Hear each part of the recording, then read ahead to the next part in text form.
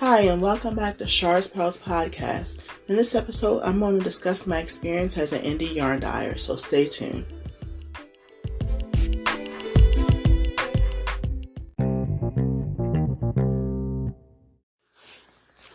Welcome back to the Shar's Pearls Podcast. Sorry for the lack of episodes the last week. I've been sick. I just got over a cold. I apologize. Next time I probably will put something up on my social media so that way you guys know there's no episodes.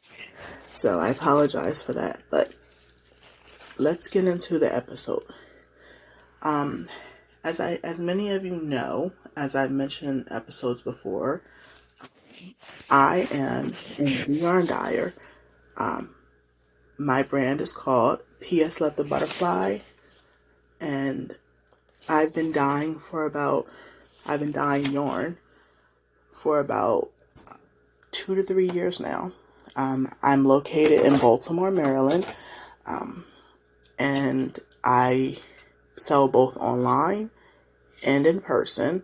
I'm trying to eventually get to sell at farmers market soon. But yeah, that's my story so far with that.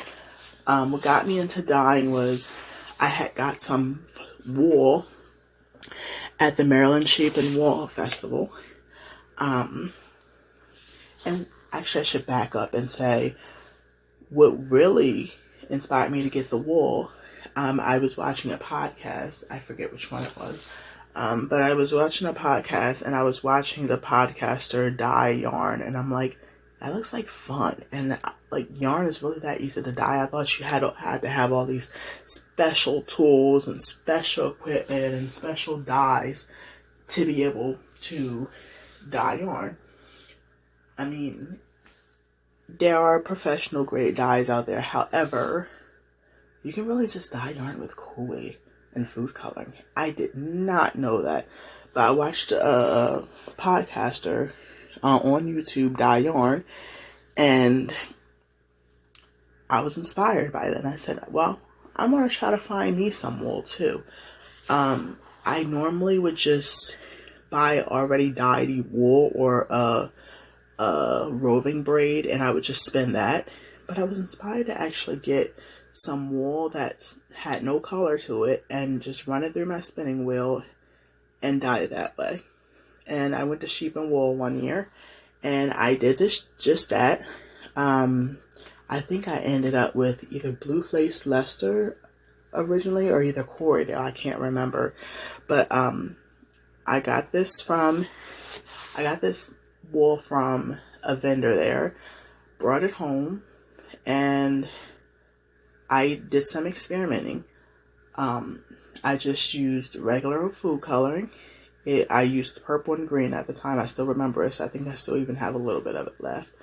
It's not my best work. Spun a little too tight, but that's a whole nother story. However, I dyed this yarn, and I was like, that was fun. I would do this again. And meanwhile, I was searching for more roving online, I believe, and I stumbled across a website that sold undyed yarn. I was like, wow, I didn't even know this existed. I didn't even know you could do that. I thought literally you had to spin the wool yourself, and that's how you got your undyed yarn. This was new to me. I was blown away. So I started dyeing a few hanks here and there. And then next thing you know, I had all this different color yarn lying around my house that I didn't know when I was going to use it or what I was going to use it for. And I don't know what possessed me to do this, but I said, I can't use all this yarn. Maybe I can just somehow find other people who enjoy it just as I enjoy it. I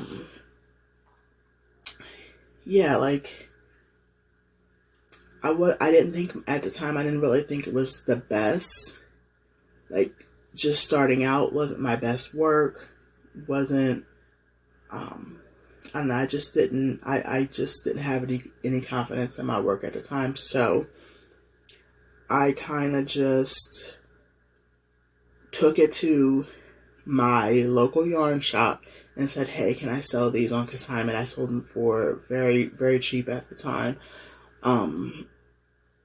Because at the time, I wasn't really trying to make it into a business. I wasn't really trying to do anything particular with it. I just wanted to not have this overwhelm of yarn, but at the same time still continue dyeing and coloring yarn because that's what I enjoyed. And from there, people started liking it, and it kind of just took off on its own faster than I could keep track of it, so to speak. So that's how I got started with that. Asked me 10 years ago, I could not tell you that I didn't even know you could dye yarn and make money off of it. Like, that was unknown to me. So the more I've gotten into the fiber arts community, the more I've learned, the more I've seen, and that makes me so happy and grateful that I'm a part of this community. But enough rambling. That's how I got started as an indie yarn dyer.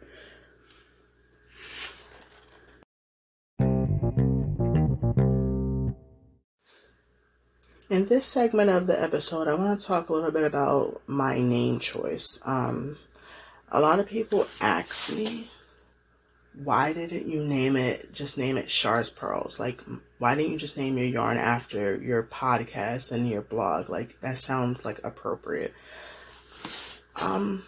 Honestly, aside from just wanting to be different, like, somehow as I was dyeing the yarn, I feel like that just didn't fit. I feel like the yarn itself kind of needed its own identity, so to speak, which is kind of weird because it's just like literally fiber. But not when I was dyeing it. I mean, I guess I'm biased because I'm like, these are my babies. These are my projects. These are my masterpieces I'm coming up with. So maybe I'm a little biased. But I felt the yarn needed to have kind of sort of a separate identity. Like P.S. Love the Butterfly is a part of the Shar's Pearls family. Most definitely. However, it isn't like Shar's Pearls itself. When I was coming up with it, I kind of was inspired. Originally when I started dyeing, I was inspired by butterfly wings. And I would actually find and research butterflies online, and I would dye yarn according to the colors of the butterfly wings. And that's what they were originally named after, each colorway. And then it kind of grew from there to plants. Even with that, I didn't know what I was going to call this yarn. But I was inspired by butterflies, so I kind of knew I wanted to have something to do with butterflies. But as I started dyeing more, the yarn... Okay, what a lot of people don't know about yarn, especially if they don't buy hand-dyed yarn, is that yarn can be dyed in the same dye pot, but it doesn't all come out looking the same. Some get a little bit more blue, unless it's all a solid color, and even then sometimes there's slight variances. You're going to have a lot of differences. They're the same colorway, same everything, but each skein is going to look a little bit different. Like, you might have one that has a little bit more blue in it, one that has a little bit more black, one that's more variegated, one that's maybe a little darker than the other. And they all came out of the same dye pot at the same time, but they all are different.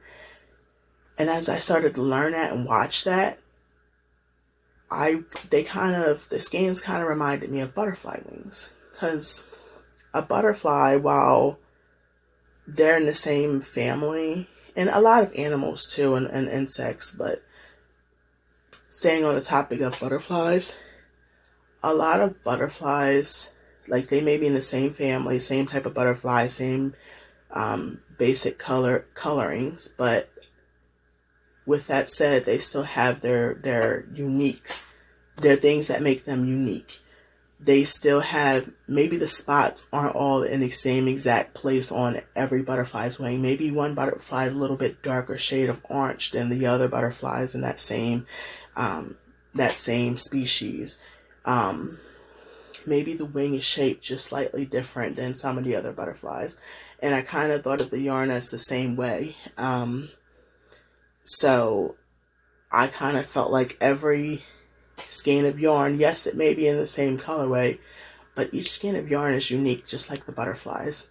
And I kind of felt like the skeins were kind of, so to speak, a gift from the butterflies, if you will.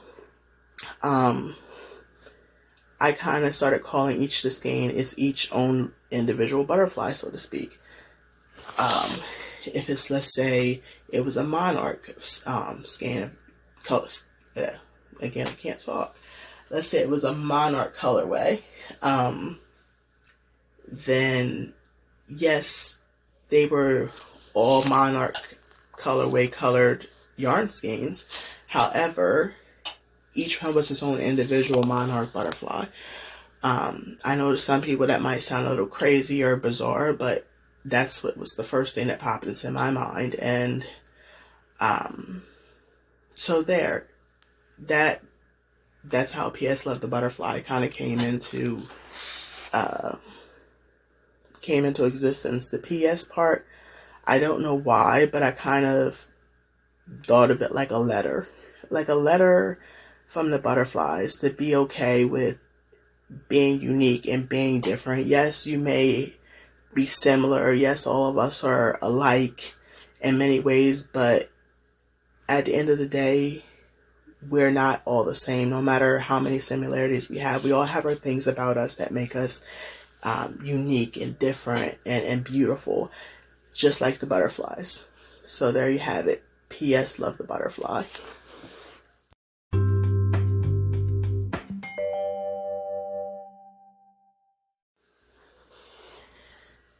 In this segment, I want to talk about some of the challenges I faced as a new dyer.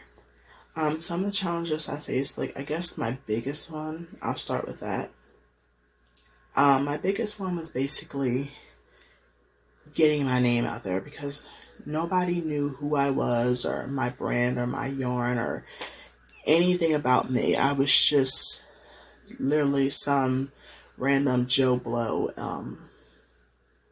in the fiber arts community, or in Baltimore, in the indie yarn scene. So the hardest part was, how do I get people to find my brand? How do I get my name out there? Where do I sell at? Where can I advertise at? Yeah, those were the hardest parts. And this is kind of where I'm happy I live in an age where social media is a thing, because that's been a big help, I find. Like, if I lived in an age where things like the internet or social media didn't exist, I'm pretty sure it could still be done. People have been doing it for years, especially by word of mouth. But I have to say my skills aren't that great in that area. So I feel like I'm happy to live in an age where yes, social media can be a pain in the butt in a lot of ways, but it can also have its good purposes too. It can be used as a tool for many things. Yes, social media is all depending on how you use it, but I'm not going to get on a soapbox about that. Another challenge I had was being able to locate the yarn I wanted, like the fiber or other suppliers. At the time when I was getting started, I'm better at it now. But a lot of times one of my favorite suppliers shut down, and it was like, oh no, what am I going to do? Where am I going to find more people that sell yarn and undyed yarn rather, and where am I going to find it for a reasonable price? So I had to kind of do some research there. Yeah, that was a hard part. Another hard part, I should say. Also, I didn't live in a town where like the fiber art scene was thriving. The closest yarn shop to me was about like 20-30 minutes away in the next town. I lived in Westminster when I started dyeing yarn, and I would drive to another part of Carroll County, Eldersburg, which had a yarn shop called the Knitter's Nest at the time. Unfortunately, it closed down during the pandemic.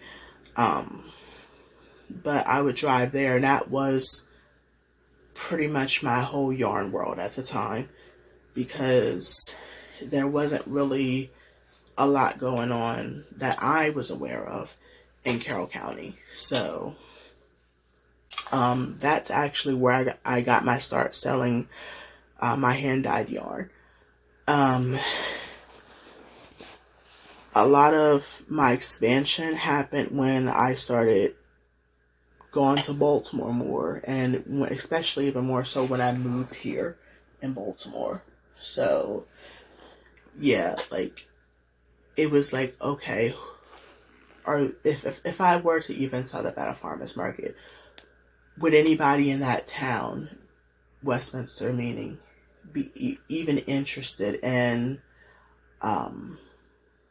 buying my products?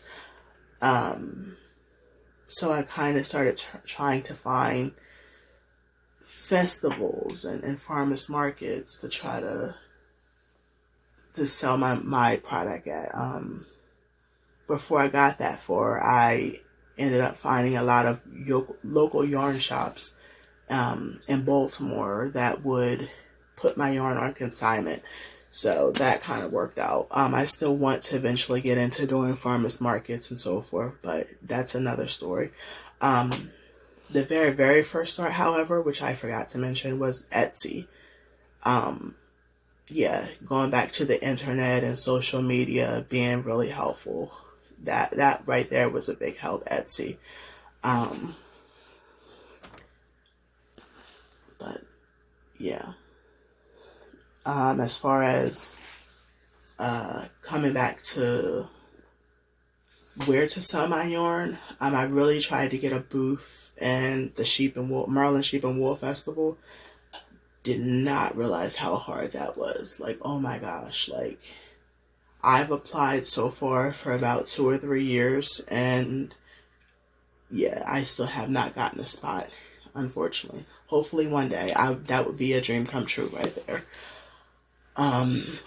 But yeah, like since that didn't work out for me, I started selling more and more in Baltimore at local yarn shops and doing more trunk shows to try to get my name out there and to get people familiar with my brand and product. I'm hoping to also be able to do collabs at some point with other fiber artists, such as pattern writers and so forth. That would be really cool. That would be fun. Also, just kind of gifting some of my fiber friends some of my yarn. Like, here, try this, or I did a new colorway, or I'll give it to you half price to try to get get people to try my yarn as well as get feedback on it. So that was one way to get my name out there, and from there they would kind of tell their friends, or they would that kind of helped me create a sort of a loyal customer base to some degree. Another challenge I had was supplies. Like, at one point I could not keep dye around the house. Like, I was always running out of it.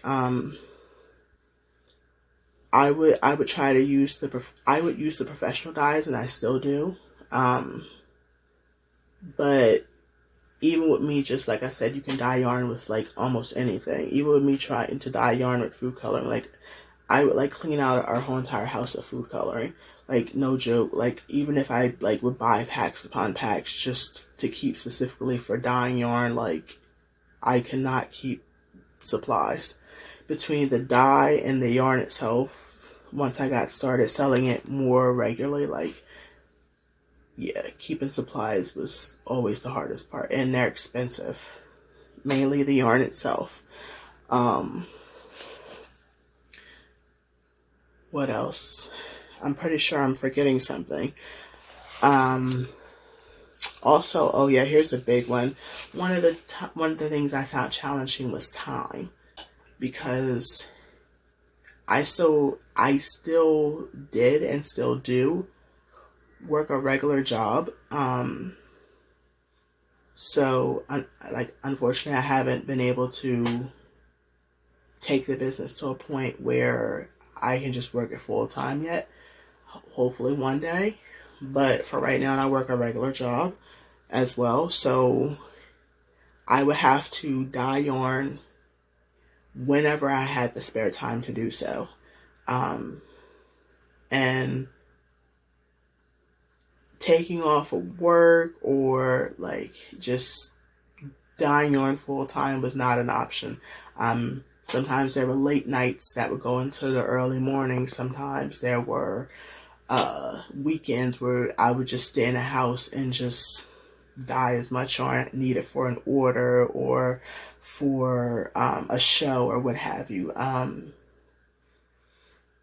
Yeah, dyeing yarn can be time consuming. Also, space.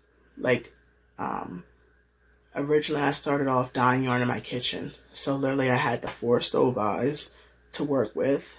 Now I have an office slash studio where I actually do all my yarn dyeing and my new home. But even still, it can get cramped in here real easily. It's not a big room.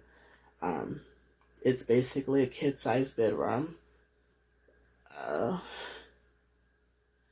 There's not a lot of, like, one of the biggest things I have trouble with is like being able to have a heat source to be able to set the color. So having outlets and having space to hang the yarn to dry, like, I always have to get creative with that.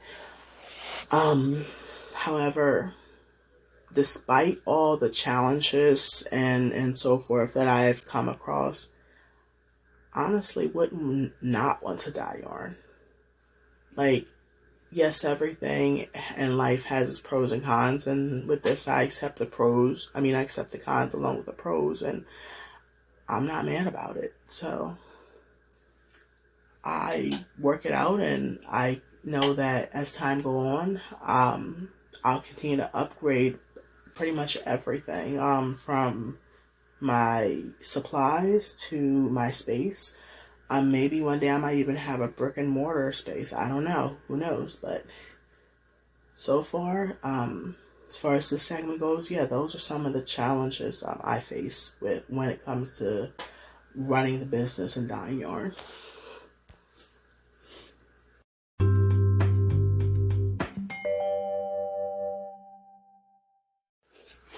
In this segment, I want to talk about some of the things I like about what I do. In the last segment, I talked about some of the challenges I face as an indie dyer, as well as when I was first getting started. In this segment, I want to talk about some of the things I love about what I do. One of the things I love about what I do is the color. I love color. And that's not just with yarn, that's with any part of my life, from clothing to art to eyeshadow palettes and makeup, nail polish. I love color. And my favorite color is purple. So anything purple, different shades of purple, even though my favorite shade of purple is probably royal purple. I love all purples. Like, I don't discriminate against a purple. Most of my personal collection, like stuff I knit with, has purple in it or is completely like solid purple or variants of purple. That's how much I love purple. But coming back to loving color, period, to me, like, just being able to play with color and enjoy it on that level, like, that's one of my favorite things. Like, even if I'm tired, one of the things that inspires me to be able to motivate myself to feel like dying that day is being able to play with all the pretty colors. Like, literally, that's the kid in me that talking. So, color. I love playing with the colors. It's literally my giant box of Crayola crayons to some degree, or Prismacolors, like for people that love color pencils. Another thing I liked about what I do is being able to connect with other yarn lovers and fiber lovers, and being able to be a part of the fiber arts community, and especially here in Baltimore and cities where it's thriving. I'm so happy and fortunate that I get to be a part of this community, both on a professional level and on a personal level, and being able to connect with people who share my interests. Another thing I love about what I do is the different fibers I get to find. And when I say find, some of my suppliers, like not every supplier carries the same thing. So sometimes I'm finding fibers I never even knew could be a yarn. Like at one point I never knew yak could be a yarn. I never knew, like, some people, like some yarns like are made of wolf hair. I find different types of silk yarn I like. I find the tweed yarn. I love tweed yarn. Just so many different types of fibers. So when it comes to the process of dyeing yarn, like, it stimulates all of my senses, from the colors themselves and enjoying those to being able to touch and feel and squish all the different fibers. I love that. Like right here, I'm sitting here with roving in my hand, and I'm just like enjoying touching it right now. This big pile of Corydale. What else? So many things I love about what I do. I love the idea of being able to come up with a name. That was fun for my brand. I liked being able to find a place where I kind of fit in. I don't fit in many places, and this is one place or one community I do. Also, coming back around to the people, connecting with other yarn lovers and fiber lovers, like, I also get to find people who like some of the same colors that I like. I always thought some of the colors that I love for yarn were kind of out there, especially the colorways I love, because me, like, if you leave it to me, everything would be neon to some degree, or sparkly, or some like non-traditional color. Like, every now and then you'll catch me with some kind of muted or toned down color, like a soft oatmeal or a burgundy, or something that, like, I can see somebody that's something more common. But that's very rare. Most of the time, whatever yarn I get, the colors are out there. They're outrageous. Like, I love it. I'm here for it. So being able to dye yarn to be able to satisfy that for people who like some of the same colors that I love, I'm happy to do that. I'm happy to be able to meet those people, and we all be able to enjoy those type of things. Also, another thing I enjoy about what I do, there's no one right way to dye yarn or to dye fiber. There are many different techniques, many different products, many different everything to being able to dye yarn. Like, I've heard some people dye yarn with ice. Like I said, some people dye yarn with food coloring or Kool-Aid. Some people tie-dye the yarn. I've heard people using Easter egg dye for to dye yarn with. There's a channel called Kim Knits. She does a lot of different experiments with different things and different techniques on how to dye yarn. I like watching her on YouTube. Yeah, so that's one thing I enjoy, and it's like there's always so much you can learn, like in the fiber art community in general, but that expands over into dyeing yarn itself. Like there's so much you can learn, and you never know it all. You can always learn something new or try something new, and it keeps me interested and keeps me excited and keeps me enjoying what I'm doing. So yeah, those are some of the things. I'm pretty sure I'll think of more later, but some of the things off the top of my head that I enjoy about what I do.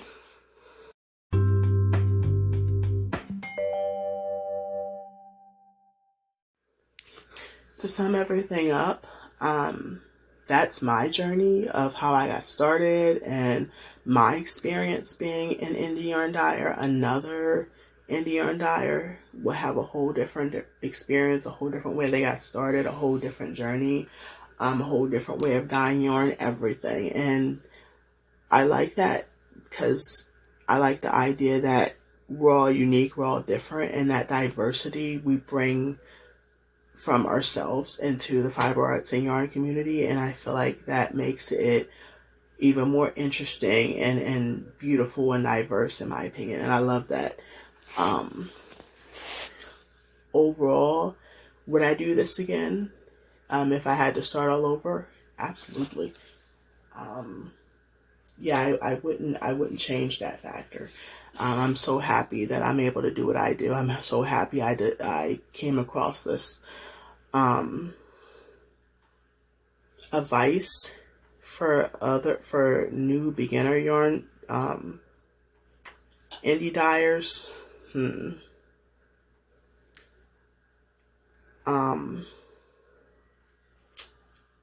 I say it's a matter of experimenting and see what works for you, because what worked for me may not be the thing that's going to work for you. Yeah, I would say just experiment with the way you dye yarn, experiment with how you get your name out there and are able to reach your customer base. Find your niche, find the people who enjoy your colorways and your brand and your types of fiber. That would be my best advice to new dyers. And it's all about trial and error. Like the first time you do it, it might not, one way may not work, but you try another way and that might work perfectly for you. So I say just get out there and experiment.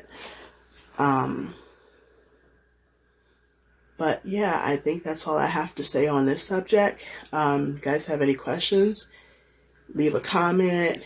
Hit me up on my email or on social media. Both are at Shar's Pearls. Email is sharspearls@yahoo.com. Also, right now, I am having a trunk show at Lovely Yarns in Baltimore on Falls Road from March 2nd to April 3rd. So if you guys are in the Baltimore area, please go down there, check that out.